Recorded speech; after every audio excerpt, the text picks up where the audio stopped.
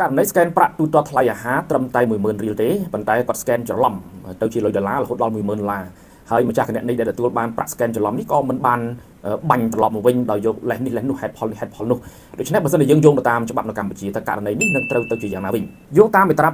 736នៃក្រមរដ្ឋប្រវេណីកម្ពុជាអំពីសេចក្តីចម្រើនដោយឥតហេតុដែលយើងពន្យល់ជាគោលការណ៍ទូទៅងាយយល់គឺបានសេចក្តីថាបុគ្គលណាដែលទទួលបានផលប្រយោជន៍ដោយគ្មានហេតុផលកតិយុត្តដែលខ្លួនត្រូវទទួលបានសោះអានេះយោងទៅតាមច្បាប់គេហៅថាសេចក្តីចម្រើនដោយឥតហេតុឬក៏អហេតុកផលអញ្ចឹងនៅពេលដែលមានសេចក្តីចម្រើនដោយឥតហេតុឬក៏អហេតុកផលកើតឡើងបុគ្គលដែលទទួលបាន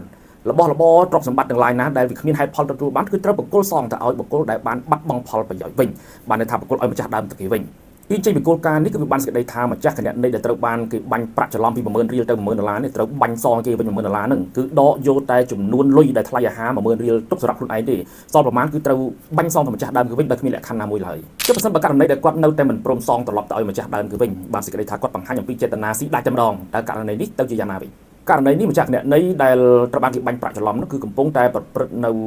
បទល្មើសលួចដូចមានចែងនៅក្នុងមាត្រា353នៃក្រមព្រហ្មទណ្ឌកម្ពុជា